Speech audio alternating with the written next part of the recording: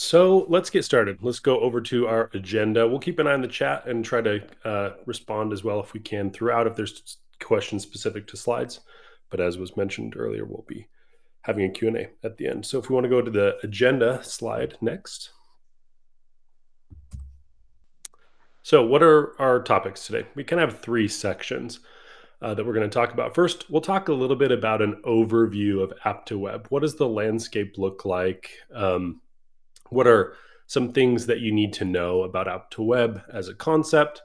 And then we'll move on to why most of you are here is how do you actually launch an App2Web program in the United States? And we'll talk a little bit more about specific rules around App2Web and steering. You'll hear that term a lot today as well. And then we're also going to talk a little bit about monetizing web to app outside of the US, again, related to the rules that are in place right now around steering. So that's our agenda today, a lot to cover. So we'll dive right in.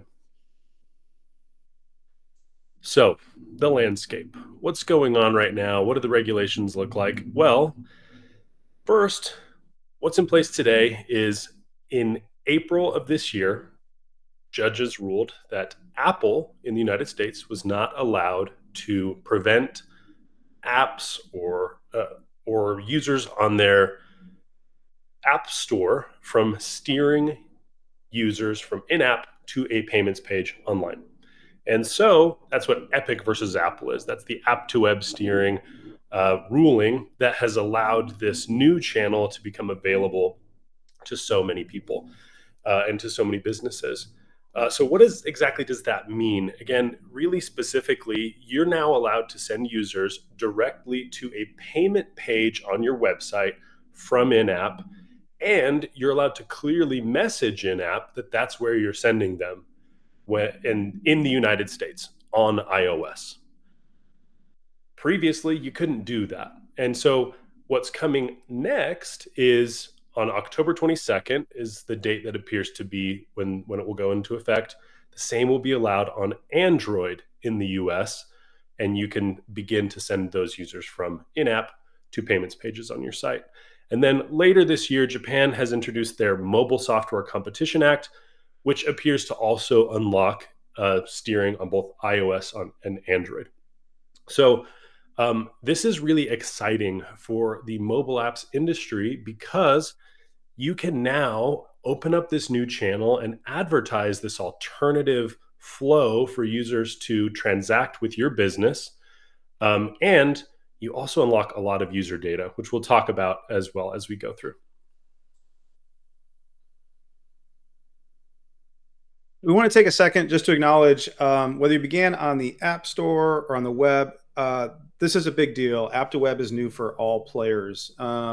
Talking to mobile apps is an interesting kind of group because some of us launched our businesses on App Store. We're only App Store, and we may not even have a developer page. Like we are app only. There's a lot of businesses, of course, that launched as a web-based platform and then added apps later. There's, of course, modern, more contemporary businesses that have just launched everywhere. What's that movie? We're all at once or whatever. But it doesn't really matter for all players. What Braden was just describing with the legal rulings offers a brand new kind of path to purchase for everyone. So this is a big deal. Also, a quick side note, because I didn't take advantage of it when you handed me the mic briefly earlier, Braden. My name is Jesse Paliotto. I work with demand generation at FastSpring. So I spend a lot of time looking at marketing and user acquisition and all those sorts of things. So really, really pumped to be with you guys today.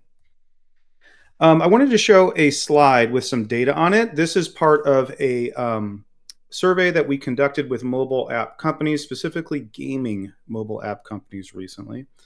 You'll notice in the title, what were the main reasons for adopting a D2C web store? D2C stands for direct to consumer. It's the lingo that the gaming vertical tends to use for what more broadly we call app to web or steering or the overall concept of sending traffic right from an app to a web store page.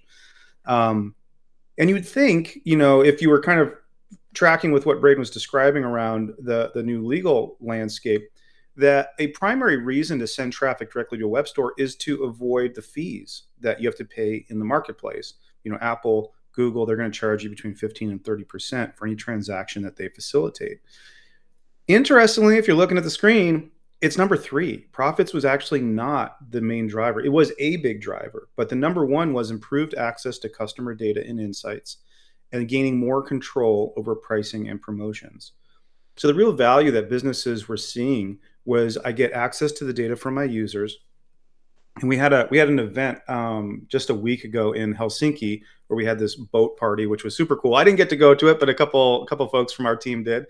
And there was somebody with a mobile app that had a game, and they were really pressing one of our people. They're like, "Well, what data? What's the data that I'm going to get if I drive traffic directly to my web store? Like, what do I actually get?" And the answer is email. That is the number one piece of data that you're going to get that's highly valuable. There's a lot of other stuff, geography, platform, language, name. There's a lot of stuff that you can utilize, but the number one is always getting access to people's email. So let me hand this So back to Braden to get into the details here.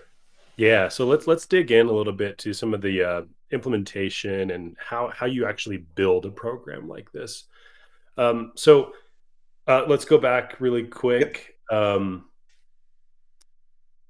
Sorry, you jumped ahead of me, and I got a little lost. But here we are. So It's coffee, um, man. Cup number two is going.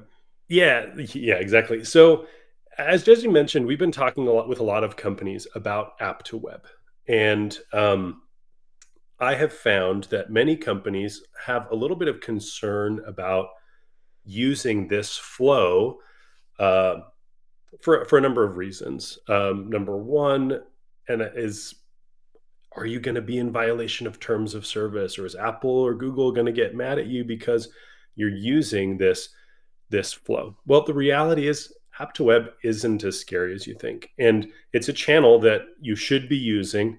And companies have been finding success with this for 6 months now, since the ruling came down in April. So, um, if you're not already doing it, you should genuinely be considering how you can deploy an app to web flow and test it out and see how it works for you. So we'll move on then to what are the steps that you need to do. There's kind of four steps broadly that you need in order to redirect your users to an external web store without paying that marketplace commission, or in order to access that other customer data and other things. So the first step in that journey is you need to add a buy button in the appropriate place in your app that links to your checkout experience or your store. And that button can be, if you have a store page in your app, it can be, maybe on your paywall somewhere. That'll be up to you where you want to put that button. But that button can be, again, in the United States or where steering is allowed, very clear on what your users are doing, where they're going, and the value that they're going to get from going to that other location. The next thing you'll need to do is you'll need to use dynamic URL variables on your buttons, pass auth tokens or user IDs, product IDs, other information as that button is clicked from your backend to your store page. And what that allows you to do is that allows you to identify who that user is. You can pass own data about them from in the app, and it helps you track who that person is, what they're doing, and it helps with entitlements as well.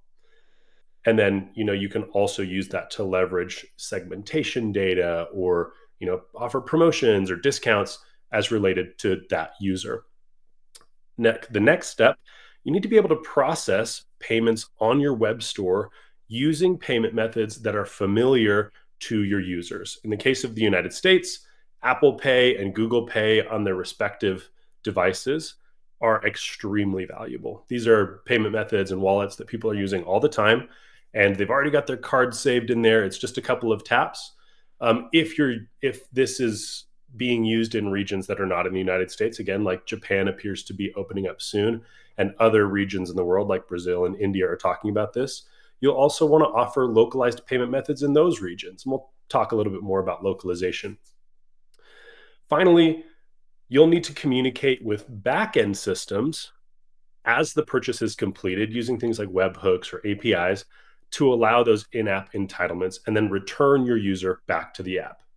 The benefit of working with a partner is you can have some help to do all of this, right? There's a lot of things here that could feel a little bit overwhelming. And we're going to talk a little bit more about all of these steps, and we'll go into a little more detail. now. So what's the first step? We talked about this, adding that buy button in your app and passing that data to the checkout. So what a user will experience, you can see on the left an illustration here of an app that has a buy button. And I want to point out in this example, we have explicit, clear messaging that says buy direct, earn 50 bonus eggs. This is a gaming example, but it could be, it could be, get a special in-app access to a photo pack or a presets, or you could offer some other value, right? Get a month free if you sign up on the web, or pay 20% less, whatever that promotion is you want to run. You can be very explicit, very clear here. And so that user taps that buy direct button. And as I mentioned, your app is sending that quick message to your backend with the user and product details so you know who it is. Your backend is then going to check that user is valid, and it securely packages that purchase information and creates a special checkout link that includes a secure token and a return link to bring that user back to the app later. And then finally, when that app opens the link in the browser, the checkout page is reading the data in the link, confirms that it's valid, and starts a secure session for that purpose. All of this happens in less than a second. But all of this validation on the back end is extremely valuable because you know who that user is. And then it opens up the possibility for a checkout page where you can do a lot of great things. So let's move on to the next slide. So you now are embedding a checkout and you're processing your payments on the web. Your user has arrived. And what you can see on the right-hand side is an example of a checkout screen.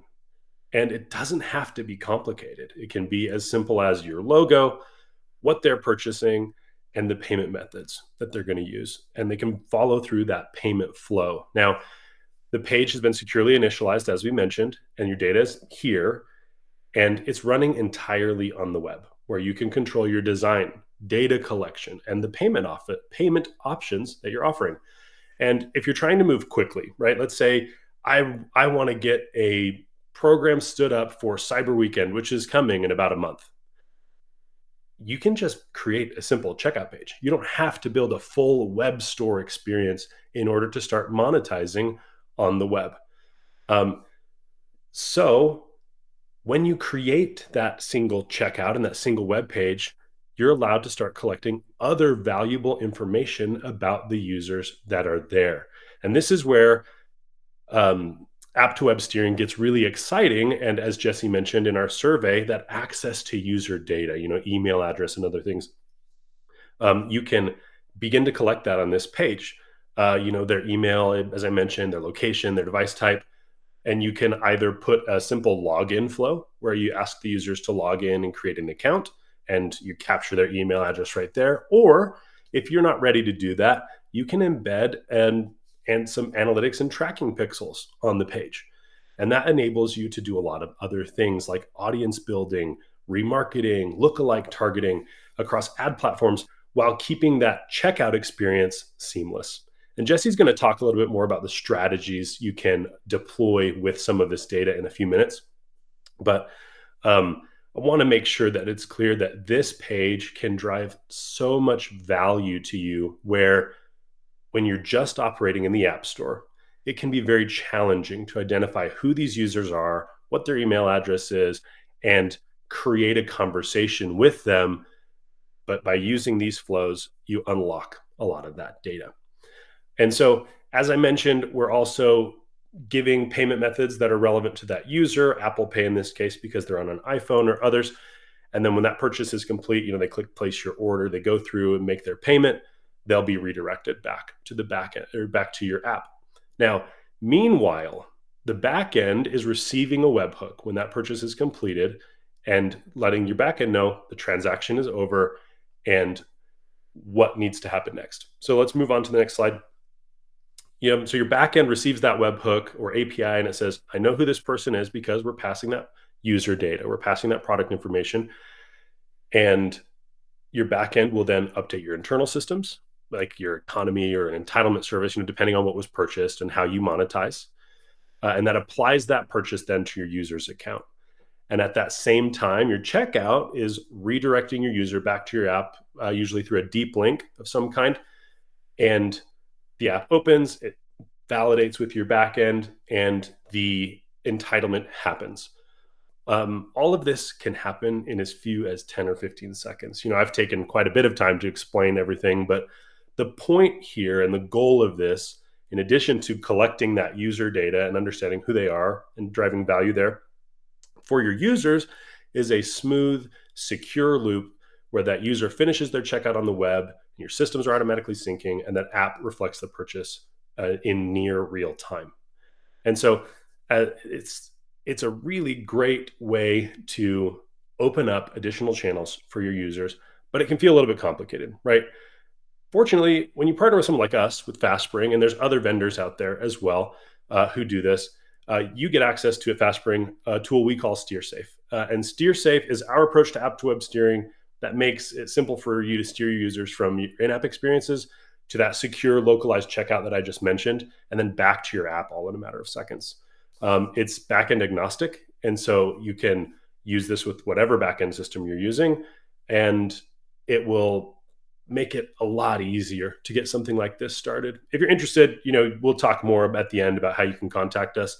But again, I want to hit that point one more time that even if you're not using FastSpring, and you should be considering app to web flows and how you can begin to monetize outside of these stores in the United States today, but in other regions around the globe. So I'll hand it back over to Jesse now to talk a little bit more about how you can begin to use some of that data and other marketing considerations for an app to web flow. That was awesome. Thank you, Braden. If you're a developer right now and you're watching this, you were like deep into the weeds with Braden on the back and forth of the data flows. If you're a bit more on the monetization user act side, this may be where you want to lean in a bit more to the screen because I'm going to get into a little of the marketing side here. When I just wanted to take a minute based on what Braden just showed you to call out some marketing considerations as you're bringing people out of the app onto your web page and then back into the app. Design wise, you want to go for consistency and simplicity. Ideally, the user doesn't even really realize that they're transitioning platforms. They're just completing a transaction. You want to reduce friction, maintain trust. And one of the best ways to do that visually with the user is just to keep the design consistent across those two experiences or those two locations in the experience. The other one is simplicity. This is a transaction moment. We don't want to allow people to have a lot of off-road. So when you bring them into a web page where they're going to hit buy, as we saw in the GIF or the GIF, however you choose to say it, we don't want to give like menus and a lot of things where people can click off into other parts of the site. We want them to complete the transaction and go right back into the experience they were trying to do in the app. And then that increases and maintains sort of completion levels of your transactions. We'll talk a little bit later about some other types of pages you can drive traffic to, and that's where you want people to explore and engage. At this point, just get there, maintain trust, transact, and go back to the app as soon as possible. The other thing that I want to call out is localization. It's I think probably intuitive to most of us that we want to make sure currency is represented. Like for example, when the ruling comes out in Japan, as it appears it will, the ability to show prices in Japanese yen versus USD, you want to be able to localize in your design and actually show that in the layout and in everything. So like even in the example on the right, you can see the euro symbol there. Also promotions. A classic example of this is, celebrating New Year's with a marketing campaign. If you're doing it globally, it means a different thing in China than it does in the UK. The date is different. The context is different. So the types of promotions you run can really be localized as well. And then, of course, language. If you have the ability to at least give language to your interface so that people understand where they're clicking and what they're doing, even if the deep product descriptions aren't translated, any amount of language localization will ease that user's ability to transact without any sort of internal friction or reluctance. And then I want to just call out conversion expectations as well on this. Anytime that you start introducing another step into a transaction flow, there is the possibility that there is a lowering of transaction completion rate. But you need to make sure you're analyzing this flow the right way, because what you're going to see is that the folks that do this are high intent. And then also, because they're giving you first party data, you have the ability to follow up and sort of make sure that people are engaged. You're doing churn mitigation. You're doing all the sorts of things to make sure that they stay around. And so you're actually your ARR, which stands for annual recurring revenue, and your retention rate are the key metrics to think about. Your sort of your long-term life cycle value out of these users to really understand, are these folks providing more value to my business than direct app purchases? So we're going to get a little into the weeds. So hopefully this is helpful. I want to talk about first party data. You've got the data, and we're going to use it to drive better campaign results. Up on that data slide, it was the number one value. And why is that? I want to talk about two channels, and I'll try and run through this fairly quickly, but feel free to drop some questions, and we can get into it in the Q&A or the side chat if that's helpful. Ad targeting. Ad targeting, Braden, you described it really well. Putting that pixel or that script on that web page so that when the visitor uses, they kind of get added to an audience, and then you can do something with that.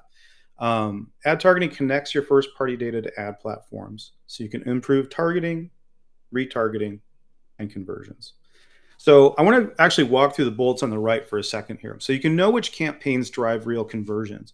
And you can imagine that if you're driving traffic from, let's say, an Instagram ad over to your in-app purchase, you don't get to see which ad actually helped you convert, because it's coming from essentially a web experience into an Apple ecosystem where they're going to obfuscate that data. But if you can drive that traffic to that web page that Braden showed and convert there, or at least get engagement there, now I can actually see which campaigns are truly driving conversions. And if you're an ad manager, like this is the name of the game, is I've got 10 ad campaigns running. And if I'm getting 90% of my conversions out of just 2 of those campaigns, guess where I'm going to put all my budget? Into those 2 campaigns. And so being able to make those ad investment decisions really helps. You can actually, you just can do it now if you can see the data and the conversion path. The other thing you can do is automate smarter targeting.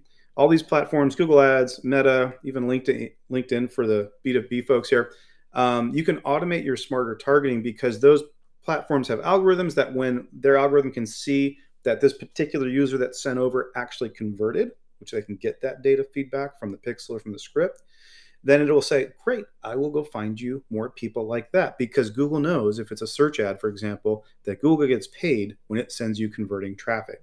And so it will go and do that. Third thing, you can retarget your visitors effectively. So people show up, they transact, or maybe they just visit, and you can then run specific ad campaigns to just that pool of people. So let's say you want to target everybody that subscribed in the first half of the year.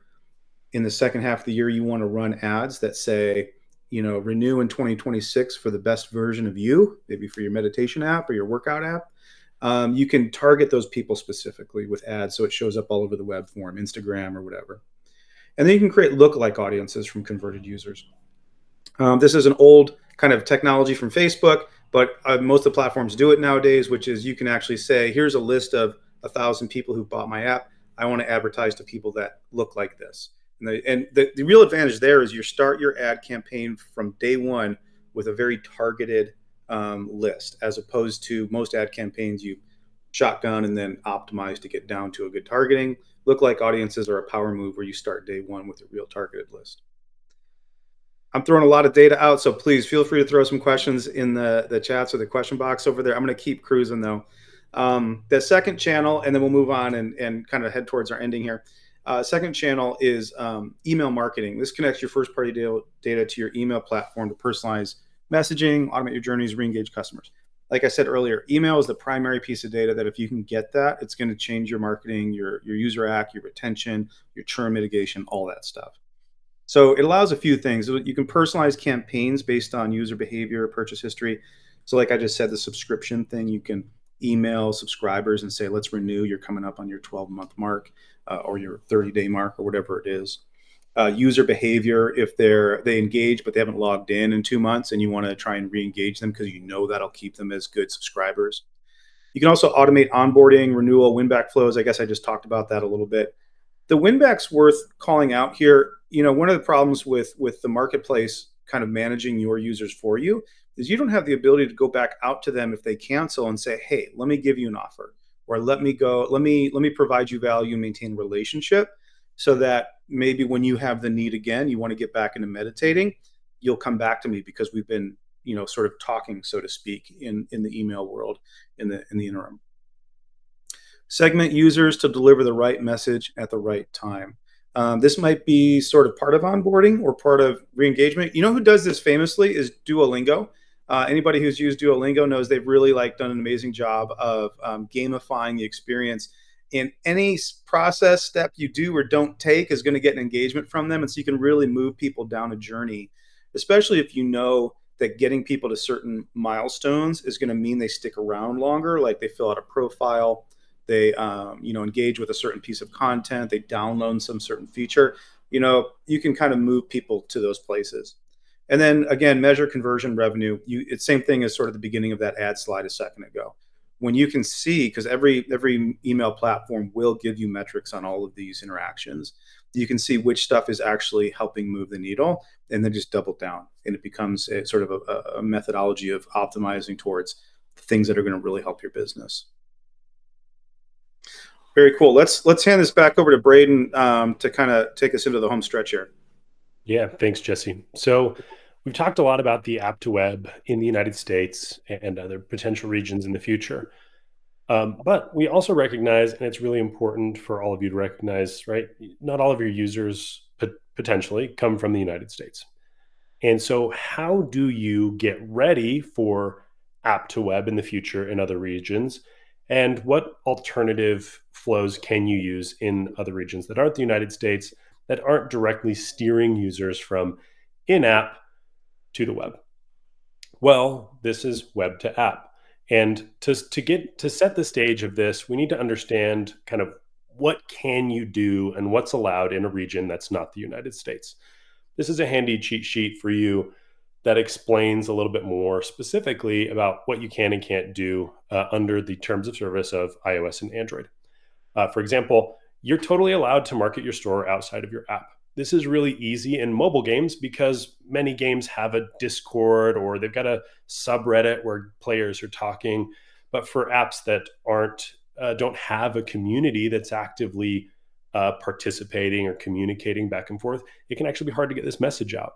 So that's where some of this other data that we're talking about with the steering, app to web steering, and also with web to app comes in handy because you can start opening some of those communications and market your store directly to your users outside of your app. You're not allowed to embed third-party payments in your app. Not today. This may change in the future, but the way that you get around this is through the steering a user to an external web page. You're also you're allowed to put an in-app CTA that steers a user to a non-store page. And this is a really important distinction outside of the United States. Earlier, I talked about putting that messaging in the app that says, go buy online and see and get an extra 50 coins or get a month free for your subscription or whatever. If you're not in the United States, or excuse me, if your user is not in the United States, that's not allowed. And you can't be that explicit. However, you can tell them to go to a non-store page, and we'll talk a little bit more about what some of those pages can look like and some of that value in a moment. You're not allowed to send those users to your web store directly. You can't just put a page up that's a logo with a go to the web store, right? You need to be that's in violation of the terms of service generally.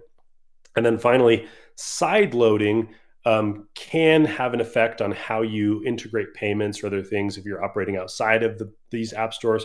Not allowed on iOS today in most regions. On Android, it's currently allowed, but Google has signaled that they potentially may be taking side loading away soon. So take a screenshot of this. We'll share this deck out with you as well to help you see, keep this cheat sheet handy as you're thinking about these flows. But web to app is made up of two parts. You have on the one side, you have your non-payment pages. If you want to move to the next slide, please. Thank you. You have your non-payment pages, which we'll talk about in a moment. And then you also have your web store pages. If you're going to be doing a web to app flow, you have to have both of these. So let's talk about the non-payment pages and how you can give additional value to your users to encourage them to leave the app experience and go to your site for whatever reason. Number one, Up at the top here, you've got additional free assets you could offer. Perhaps you offer some kind of template or a PDF, or maybe you have in-app themes that are different for them going to your site, other resource libraries. Maybe you want to build a community. You can put forums on your site. You can have some community showcases of things that your users are doing. Maybe you gamify like Duolingo does, and you could have some leaderboards or some other reason for them to leave that app experience. Um, you could also offer loyalty rewards. For every time they log into your web store, you give them a loyalty currency for some unique in-app purchase or a badge of some kind. And there's other ideas, depending on the industry you're operating in, what you're offering, there's any number of things that you could do. But the point of all of this is you want to offer those meaningful features or services on your site so that users will be encouraged to go there. And when they get there, you can do the same type of tracking, the same type of analysis on their data that we talked about in the App2Web flow. And once you have that data, that unlocks so many activities that of which Jesse just spoke about. So the other half of your web to app flow is your web checkout or your web store. And I won't go quite as exhaustive as I did with App2Web steering, but I want to talk about the steps that you need to follow for this as well. So it's actually pretty similar from a checkout perspective of what you need. But the first thing you need is a product page with the products available to purchase for your customers. And if it's just a single product, maybe it is just a checkout page. But that's something you'll need to decide that how do you want to display that store to your users. Number two, you'll need to integrate that checkout experience directly into that page. So an interstitial pop-up checkout is actually really simple. It can be just a few lines of code to put something like that in. Or you can opt for an embedded checkout, which allows for a little more customization and places that payment flow directly into your interface and gives you a little more control than an interstitial pop-out would. You might also consider adding a cart if you have lots of add-on features or lots of different things that you want to offer your users. The next step is you'll need to be able to process those payments. Again, offering things like Apple or Google Pay if they're on a mobile device, or if your users interact with you on the desktop, maybe there's other payment methods that you want. And in the case of non-US web to app flows, localization of currency and payment method is extremely important. So you want to be able to, for example, in India, you want to be able to offer UPI for your customers. If a customer is in Germany, credit cards aren't actually that popular in that region. And so you want to offer services that are relevant to them. If they're in Brazil, Pix is the most popular payment method. So, depending on where you are, it's really important to open up your mind to understand what are the payment methods in these regions? How do users transact if they're not transacting in the App Store? Finally, you'll need to integrate with your backend systems for those entitlements, typically, again, through the webhooks like we talked about earlier to confirm those purchases, deliver subscriptions, unlock content, whatever that is. And then get your users back to your app as quickly as possible once they've made that purchase. So ultimately, when you integrate this well, it's going to feel, as we've talked about a couple of times, like a part of the whole experience. And it guides those users through payment effortlessly while handling all of the complexity behind the scenes. Now, I think Jesse mentioned this a minute ago, but I think it's really important to mention again that when you implement these web to app flows or app to web flows, it's possible you see a decrease in initial user conversions. However, it's if you look downstream, you're likely to see an increase in total revenue, average revenue per user, because these are high intent buyers. These are people who are less likely to churn on the web. And so don't be afraid if you implement this and you start to see a decrease in conversion rates, look down funnel and see. And ultimately, your business will need to make the decision what works best for you and what doesn't work. But we have seen that story. So we'll hand it over to Jesse again. Awesome. Thanks, Braden. One thing, just to stand that for a second, that was a real kind of aha for me, in this space. And just to say it explicitly, when you do app to web, you can go right for the transaction. What Braden, you were just talking about for the last minute or two here is sort of more of a 1-2 punch where you're like, I can't send you directly to my web store if you're in Spain, But what I can do is send you to a one of those pages you listed, like a user form or something, where you'll give me your information, and then I can market to you to come back and transact. So it's a bit of a more 1-2 kind of combo punch on the if you're not in one of these US or Japan or some of the other regions that'll open up soon. Cool. Whoops, let me get into the right window to get us to our last slide here. So I think bottom line, it's not starting from the app or starting from the web. It's both. We want one connected e-commerce experience. I'm going to actually read this a little bit because I think this really kind of gives the final punchline well. App to web, getting started ASAP is a great thing, but it is not a standalone channel. It's additive. It's an additive layer to your app and web strategy. And then when you're using kind of both directional flows together, this is what unlocks new revenue, richer first-party data. You do one without the other, you're sort of leaving some element of growth on the table. So really viewing these as a cohesive strategy is the way forward. FastSpring does help you connect both sides. We help people convert more everywhere, so we'd love to kind of connect on that. But with that, I think we're all wrapped up, and we'll just leave this slide up for a second, and I believe we can transition to some Q&A time. Great. All right. Thanks. That was really interesting, Jesse and Braden. One thing I took from it was it's not just about billing, but it's about, as you say, having this direct relationship with the user. Yeah. Not only with data, but also engaging them with different stuff on your own web store. I thought it was really interesting. And, that's really food for thought. All right. Well, we got a few questions. If you have a question, chuck it in the question box and we'll try and cover it now. We've got, I think, 5 minutes to do some questions. So let's get into that. Cool. Mary Weidner is asking, there's a bit of feedback there. Don't know if maybe that's coming from someone's maybe just turned down your volume there. Someone, yeah. She's saying, that's better. You must include the option to pay via the App Store, correct? Our B2B pricing doesn't work with App Store constraints, but my understanding is that the rulings still don't help with that issue. Yeah, I'm happy to answer this one. That is correct. For the most part, they have the reader apps segment, which includes like your Spotify's and others. So if you fall under that segment, you don't have to offer App Store as an option, App Store payments as an option.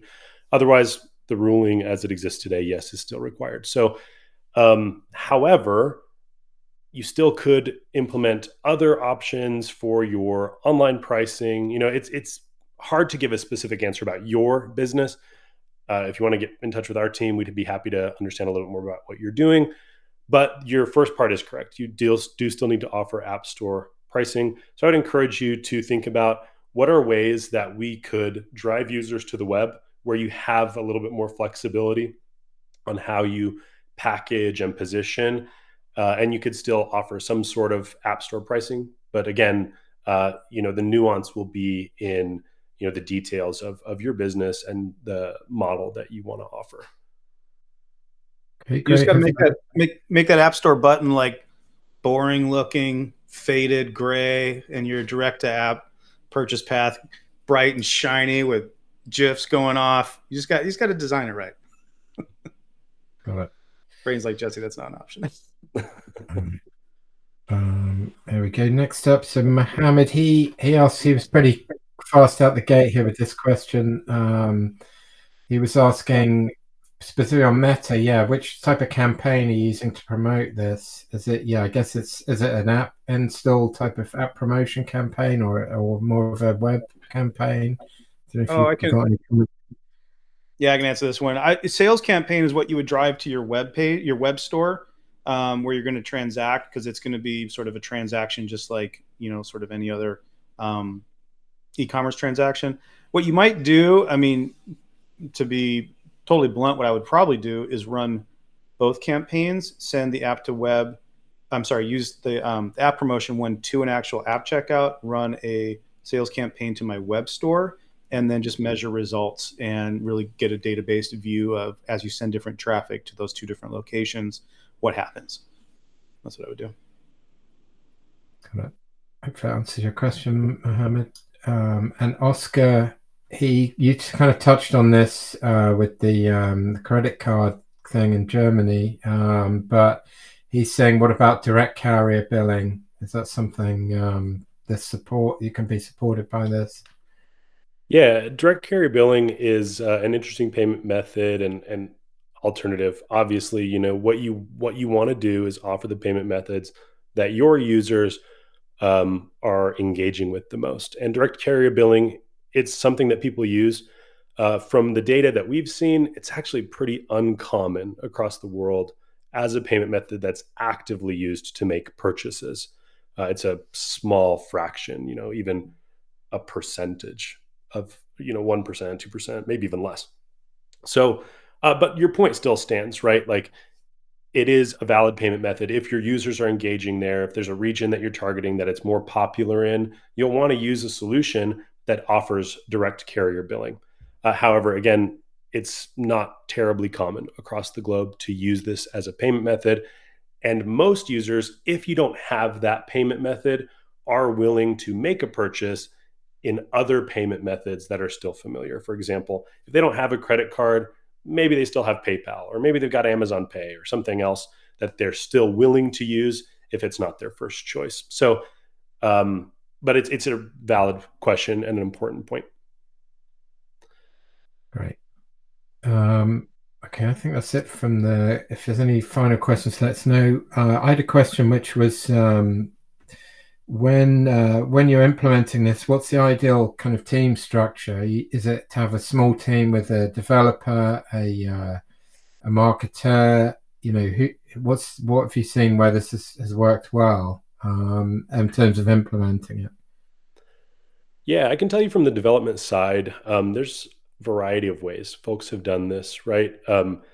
If you have the capability on your own, whether that's staff internally or maybe you've done some web development, you're a single developer, implementing a solution like this is fairly simple. You'll need to understand how to do front end app development, and you'll need to have some understanding of back end development so you can communicate with that back end system. So whether that's one person or two people, we've seen it done with two, right? One developer for each side. Or you can hire an agency to help you do this, or find some contractors to do this at a small, at a discounted rate to help you build this integration. And then there's also third-party services that help with this integration, out of the box as well. So there's a lot of options to do this. And then Jesse, on the marketing side, what are you seeing? Yeah, you could do it with one person if they were sort of a generalist, like sort of a demand generation or growth marketing or user acquisition generalist, and then or if you had the resources and you have a broader team that can handle individual channels like ads and then email and design and stuff. What I think that what your trade offs become is just the speed with which you can run stuff, and then how many concurrent campaigns you can manage. So I can imagine if you had one person, you might say, step one is like, let's just do data tracking and get basic ad targeting set. And then next month, let's start looking at email flows. And then in month three, and you kind of stage yourself out. If you have access to two or three people that you can get, target or focused on the project or on the app, then you just kind of accelerate your ability to start initiating those campaigns. Great. All right. Well, I think you've brought a whole new lens to the topic today, different way of thinking about things, some great ideas. So thank you both very much. I think you mentioned if anyone wants to take next steps on this, let's go to fastspring.com/apps. And I think we've got a demo button there, the green button there, which if someone wants to chat a bit more, I imagine they can do that through there. Yeah.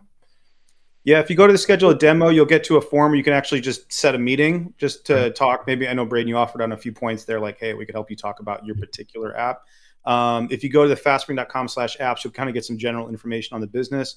But yeah, I would love to connect with you and be a resource as you figure out. In the poll, I took a look, James. I don't know if that shows or not, but overwhelming the responses were people they're not yet doing, but they are planning to do App2Web. And so as most of us are in this research and figure out how to move forward stage, would love to help you out any way we can. Great. All right. Thanks so much, Jesse. Thanks, Braden, and hopefully see you again. Awesome. Thanks, guys. Thanks, Appreciate you all. Thanks for joining us.